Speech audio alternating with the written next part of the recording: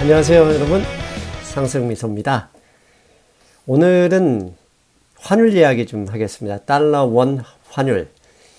오늘 해드릴 방송은요, 돈, 그 다음에 환율, 그 다음에 이 기본적인 이론을 알게 되면 여러분도 앞으로 어떤 경제적 사건이나 지표가 발표될 때 아하, 원달러 환율이 저 방향으로 움직일 수밖에 없겠구나라고 아시게 될 겁니다.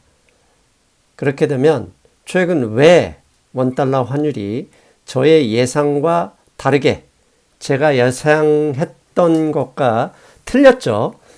1200원을 향해 가고 있는지, 과연 1200원을 넘어서 1300, 1400원, 일부 비관론자들이 얘기하는 것처럼 한국 경제가 베네수엘라화 되는 것인지 여러분도 충분히 판단할 수 있다고 생각합니다.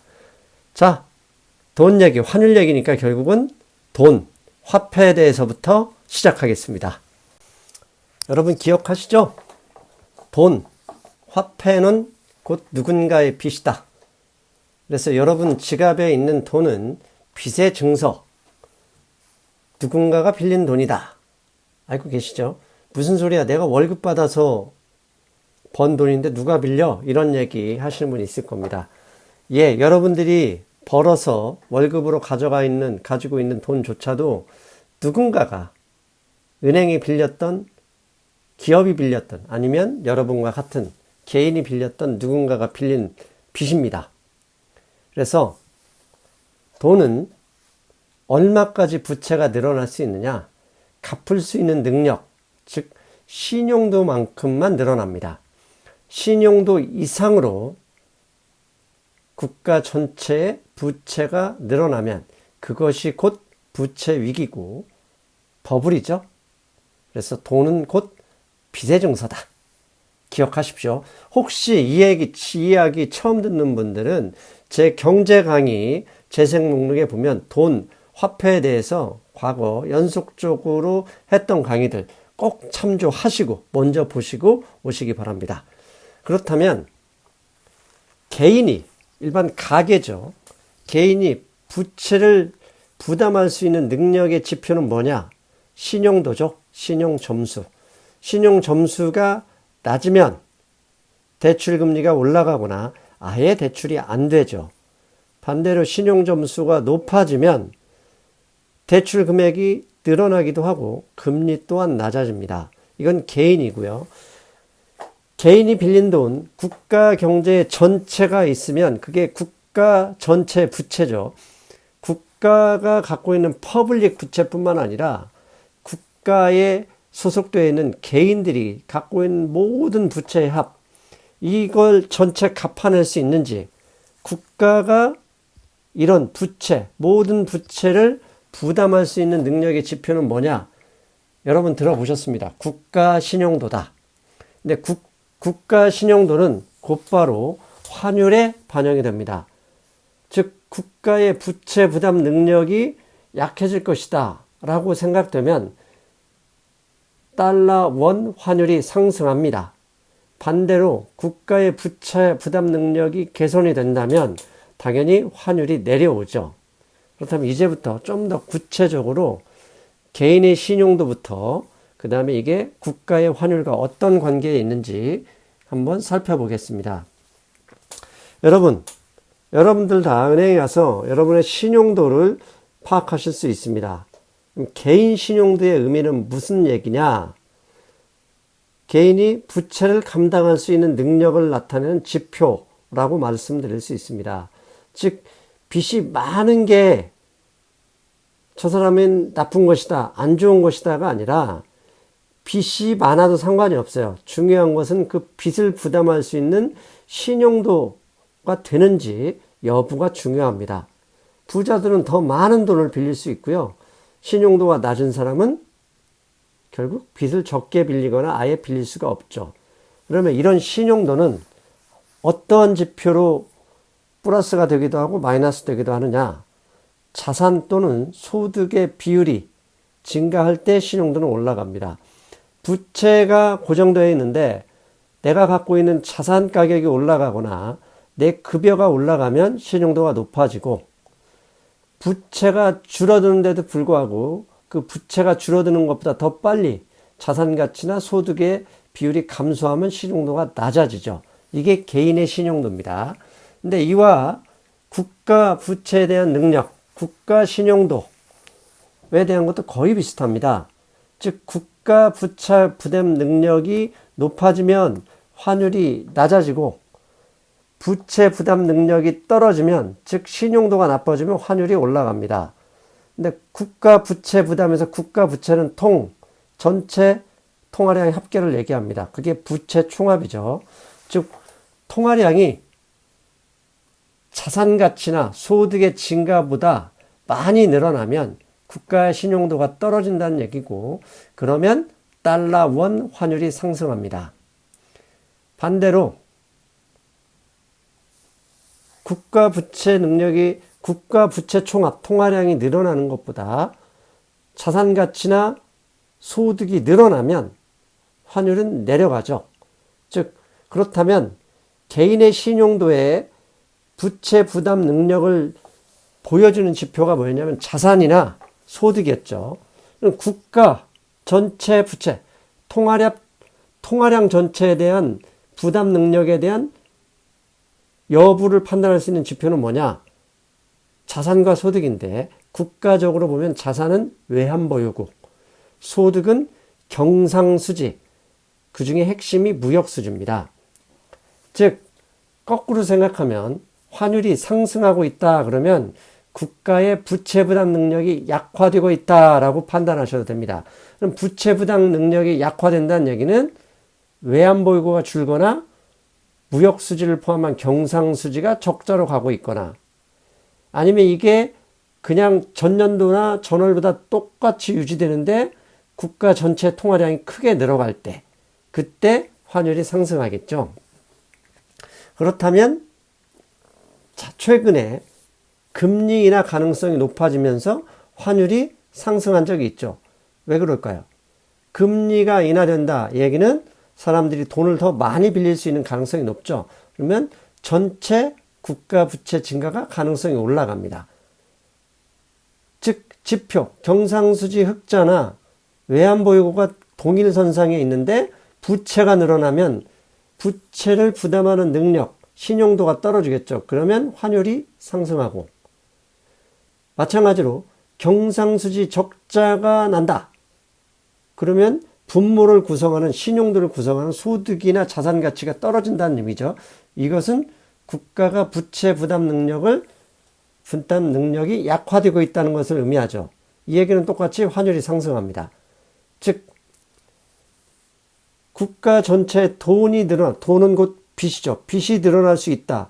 금리가 인하되면 빚이 늘어나죠. 그렇게 되면 환율이 올라가고, 금리가 올라간다 그러면, 금리가 올라가면 부채를 갚아야 되잖아요. 그러니까 환율이 떨어집니다. 반대로 경상수지 적자 가능성이 높아진다 그러면 부채 부담 능력이 약화되니까 환율이 올라가고, 경상수지 흑자가 확대됐다 그러면 부채 부담 능력이 강화된 거죠. 그럴 때는 환율이 떨어집니다. 자, 여기까지가 환율에 대한 일반적인 지식입니다. 최근에 지난 일요일 금융시장 브리핑에서도 잠깐 언급했었죠. 미국과 중국의 무역 분쟁이 갑자기 심화되면서 이머징 환율이 연초 대비 마이너스 전환이 됐다. 즉 중국과 무역이 경제 분쟁을 겪는데 환율이 상승했다. 부채 부담 능력이 떨어졌다는 얘기죠. 이런 대표적인 나라들이 몇 개 있습니다. 먼저 브라질입니다. 브라질의 환율을 보시면 2018년 지난번 대선 전 9월인가 7월이죠. 룰라 대통령이 나와서 자빠집권 가능성이 높아졌을 때 환율이 4.2까지 올라갔다가 최근에 다시 4.1을 넘어섰습니다.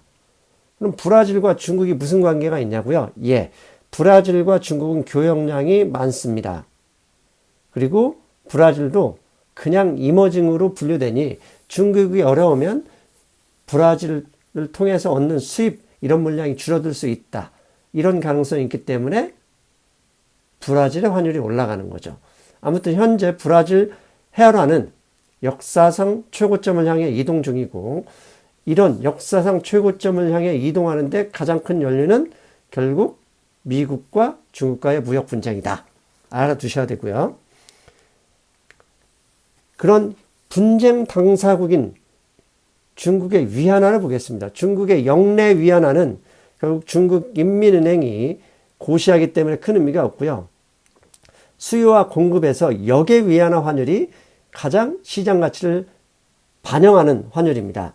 그런데요, 그림에서 보듯이 역의 위안화 환율은 지금 6.94입니다. 7.0이 지난 2016년 말 소로스가 중국을 공격했을 때 7.0을 넘은 적이 있었고요. 그 다음에 무역 분쟁이 심화됐을 때 작년 10월경에도 7.0까지 간 적이 있었습니다. 그런데 불과 딱 한 달 동안 중국 역의 위안화가 무려 3% 절하되면서 달러 대비 절하되면서 저렇게 6.94까지 올라가 있습니다. 조만간 7.0을 넘을 기세인데요. 왜 저렇게 7.0으로 가느냐? 미국과 무역 분쟁은 중국의 무역 수지 악화를 만들 수 있는 재료가 되고, 무역 수지가 악화된다는 얘기는 중국의 국가적인 부채 부담 능력이 떨어지는 거죠. 그래서 점점 저렇게 올라가기도 하고요. 한편으로는 무역 분쟁에서 피해를 본 중국 기업을 위해서 중국 인민은행이 의도적으로 위안화 절하를 용인하고 있을 가능성도 있다. 이런 이야기가 흘러나오고 있습니다. 충분히 가능성 있는 시나리오죠. 자, 중요한 건 중국의 위안화가 저렇게 계속 달러 대비 상승하게 되면 피해를 입는 나라들이 있죠. 그게 대표적인 것이 한국입니다. 아무튼 위안화의 방향성은 결국은 뭐냐? 무역 분쟁이 더 심화되거나 장기화될 가능성이 있을 경우에 지속적인 우상향이 예상되는 거죠. 그런데 이미 CNBC 등 블룸버그 등의 주요 기사는 중국의 위안화 환율이 워닝 시그널을 보내고 있답니다. 아하, 중국이 최근 위안화 환율을 저렇게 떨어뜨리는 것을 볼 때 중국이 무역 협상에 대한 장기화를 위해서 포석을 두는 거 아니냐, 이렇게 보여진다는 얘기죠. 그래서 해외 언론들은 위안화 환율 상승은 중국이 무역 협상에 대한 해결 의지, 협상 의지가 약한 것으로 해석할 수도 있다, 이렇게 말하고 있습니다. 그렇다면 앞에서 언급했죠.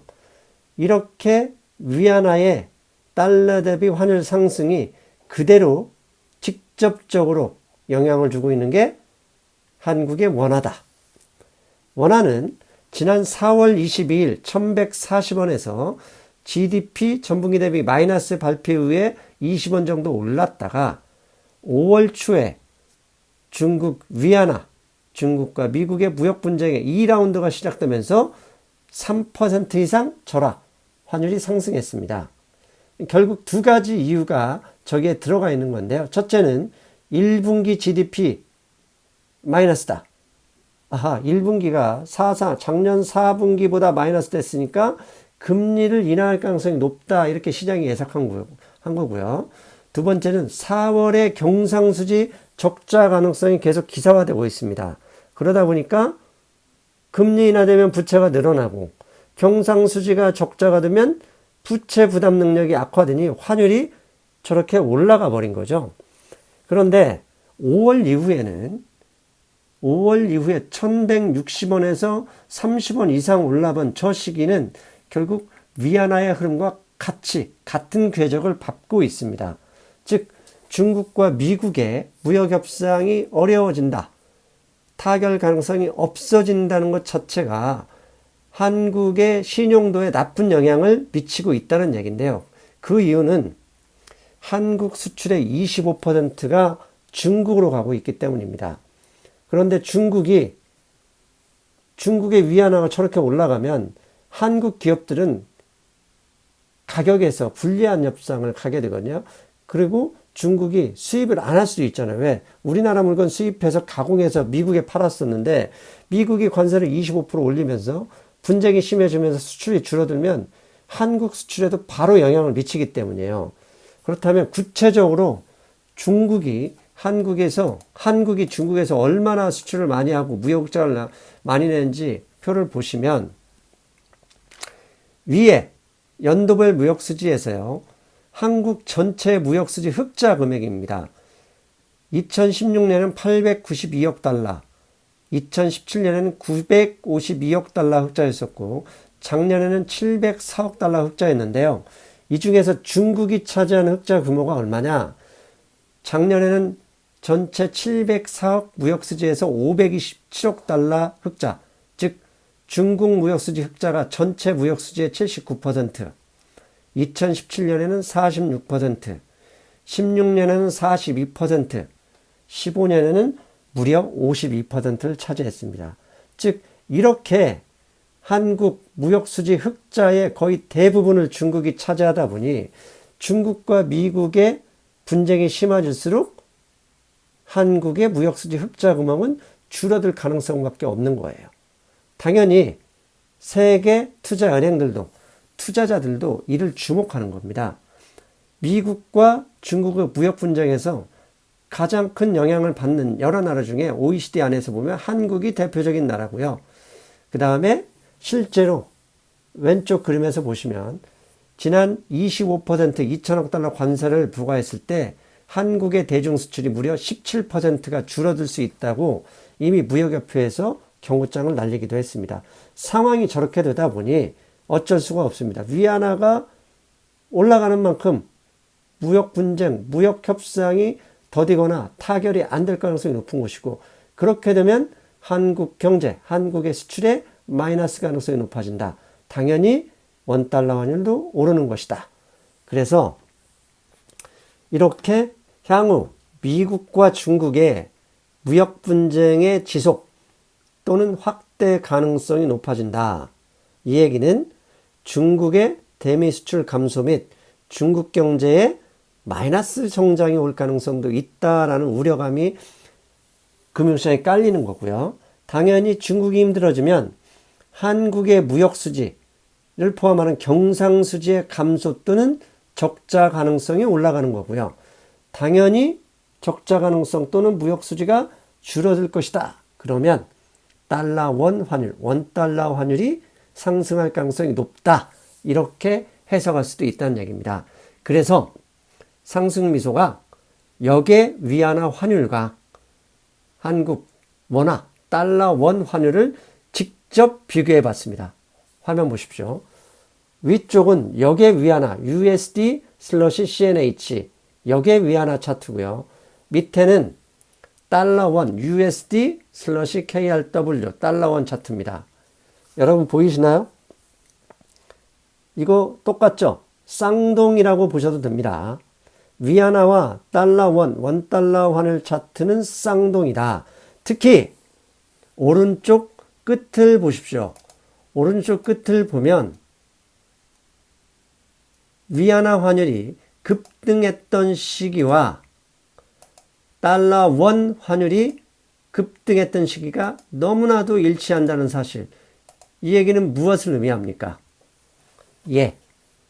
원달러 환율은 내부, 한국 경제 내부 문제라기보다는 어쩌면 위안화 상승, 중국과 미국의 무역 분쟁 악화 가능성이 높을 수도 있다라고 말씀드릴 수 있다는 얘기입니다.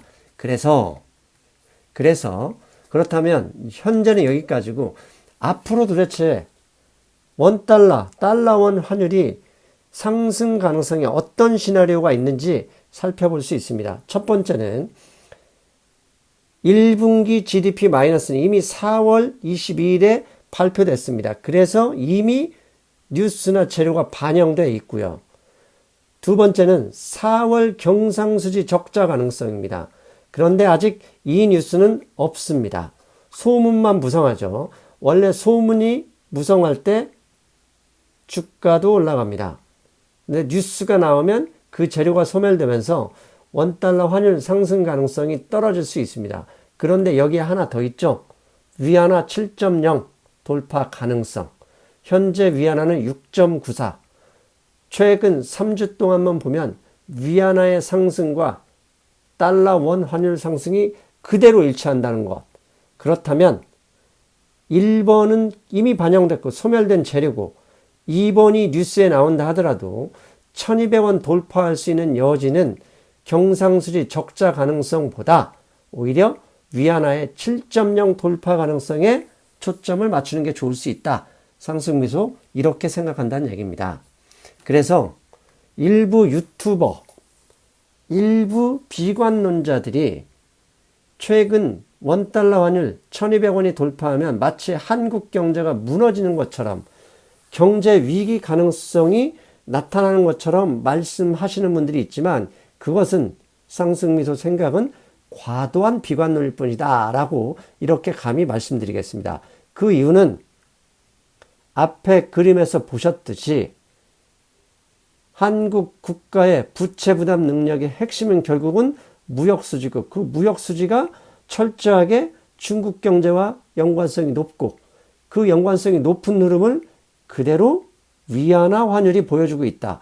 위안화 환율의 흐름과 원달러 환율의 흐름이 거의 똑같은 쌍둥이를 보이기 때문이기도 하다. 그래서 4월 배당금 수지가 작년도에 61억 달러였고 올해 4월 무역수지 흑자가 41억 달러가 돼서 결국은 4월 달에 경상수지 적자라는 뉴스가 나온다 하더라도 배당금 수지는 1년에 한 번밖에 없다는 거. 그리고 그게 없으면 당연히 한국은 무역 흑자가 지속될 수밖에 없다는 점을 말씀을 드리고요. 그렇기 때문에 환율이 추가 상승을 한다고 해도 제한적일 수밖에 없다. 그런데 단 하나 변수, 뭐죠?